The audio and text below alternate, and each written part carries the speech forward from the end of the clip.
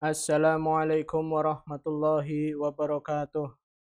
Selamat pagi anak-anak, bagaimana kabarnya hari ini? Mudah-mudahan kita semua senantiasa dalam keadaan sehat walafiat tanpa kekurangan suatu apapun. Amin amin ya robbal alamin. Baiklah, sebelum kita memulai pelajaran, alangkah baiknya kita berdoa terlebih dahulu. A'udzu billahi minasyaitonir rajim. Bismillahirrahmanirrahim.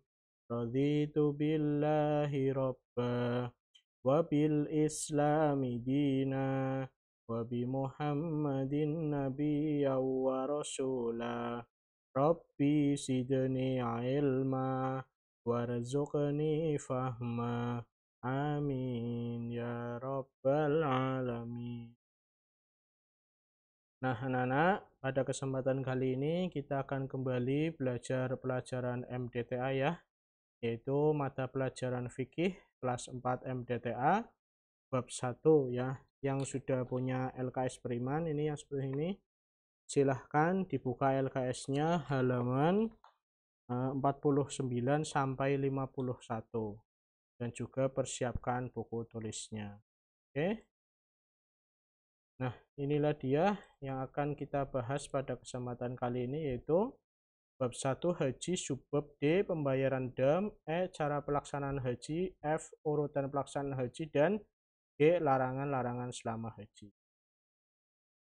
Pembayaran dam. Dam ini artinya adalah denda ya. Jadi dam dalam pelaksanaan ibadah haji atau umrah adalah denda. Nah, dam ini dibagi menjadi dua, yaitu karena melanggar larangan ihram. Yang kedua, sebab tidak melaksanakan salah satu wajib haji. Ya, ingat-ingat ya. Dam ini dibagi dua, yaitu sebab melanggar larangan ihram dan sebab tidak melaksanakan salah satu dari wajib haji. Nah, yang pertama adalah dam sebab melanggar larangan ihram. Yang pertama adalah A, berjima ya. Berjima ini melakukan hubungan suami istri ya. Melakukan hubungan suami istri ketika masih dalam keadaan ihram termasuk pelanggaran berat, bahkan sampai membatalkan haji seseorang. Penjelasannya, apabila pelanggaran ini dilakukan sebelum tahallul awal, maka akan membatalkan haji seseorang dan diwajibkan baginya membayar dam. Selain diwajibkan membayar dam, juga wajib mengqadha hajinya di tahun berikutnya. Jadi, apabila sepasang suami istri ini melakukan hubungan badan ya sebelum tahallul awal, maka dia wajib denda atau dam dan juga harus mengqadha hajinya di tahun berikutnya atau di tahun depan. Dan apabila pelanggaran ini dilakukan setelah tahallul awal, hajinya tidak batal dan harus membayar dam. Jadi kalau setelah tahallul awal, ya, tahallul itu kan memotong sebagian rambut ya, hajinya tidak batal dan harus membayar dam, bayar denda. Adapun dam atau dendanya yang harus dibayar ya ini menyembelih 1 ekor unta, jika tidak mampu bisa diganti dengan 1 ekor sapi atau lembu. Jika masih tidak mampu bisa diganti dengan 7 ekor kambing. Jika masih tidak mampu menyembelih hewan, bisa diganti memberi makan fakir miskin di Mekah senilai 1 ekor unta.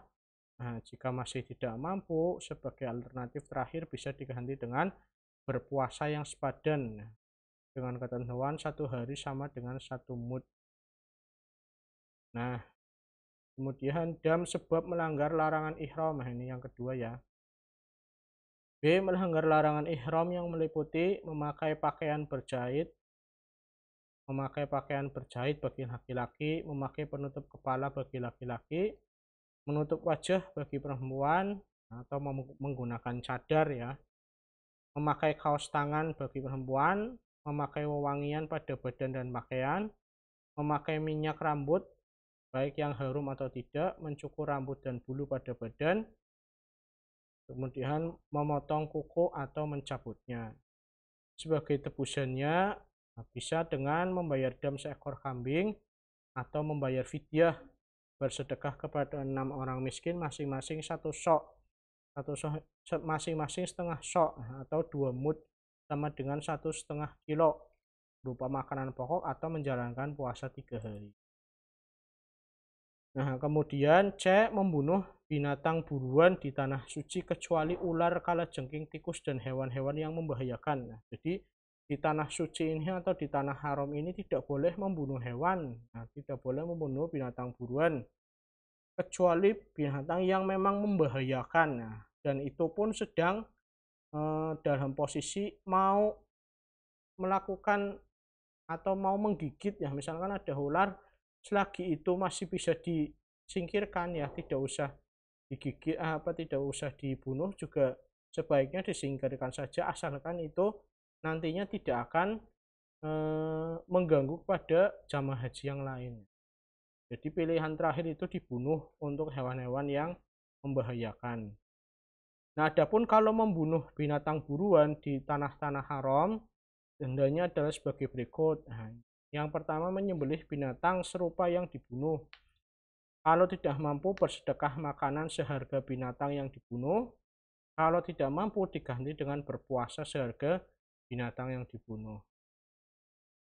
Nah, kemudian pembagian yang kedua yaitu dam sebab tidak melaksanakan salah satu dari wajib haji.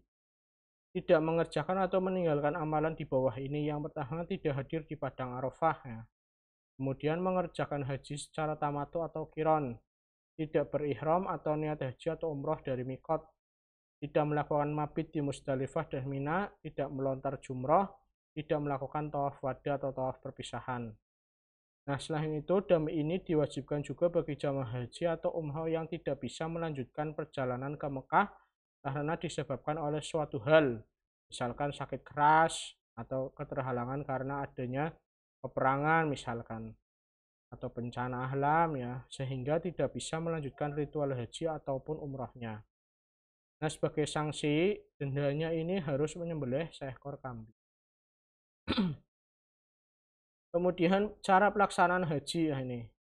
Yang pertama ada cara pelaksanaan haji yaitu haji tamattu ini. Haji tamattu ini merupakan haji yang mendahulukan umroh. Nah, jadi datang ke tanah haram itu melakukan umroh terlebih dahulu, baru melakukan haji.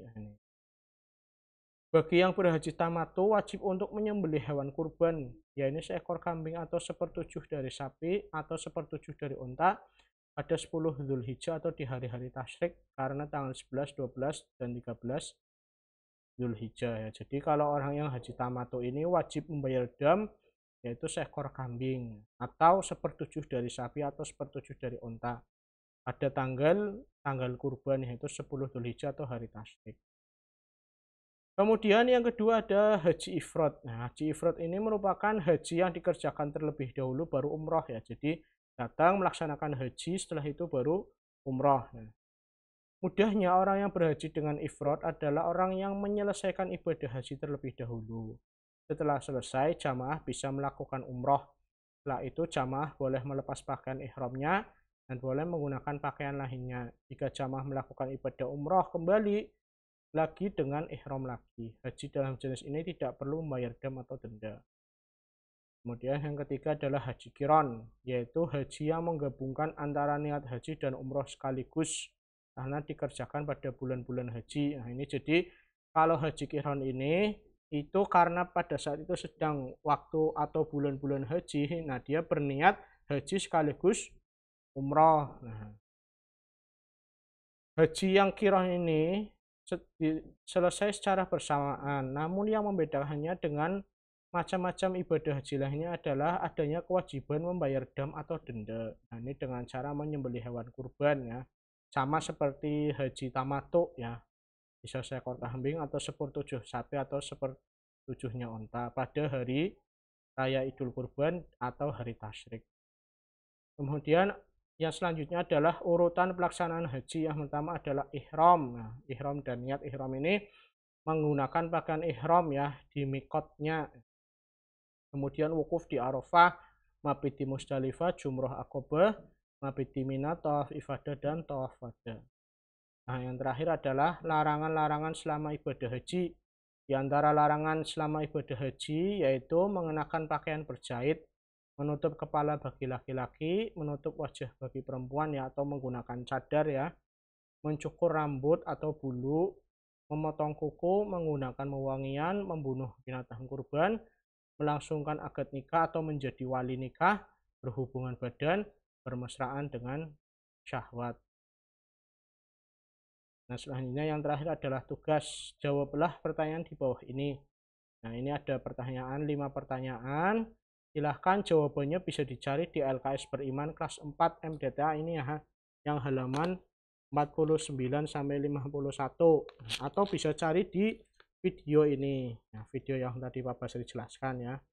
Jawaban dikirim berupa foto ke Google Classroom. Nah, demikian pembelajaran pada kesempatan kali ini. Mudah-mudahan banyak manfaatnya. Apabila ada kata-kata Pak Basri yang salah, Pak Basri mohon maaf yang sebesar-besarnya. Assalamualaikum warahmatullahi wabarakatuh.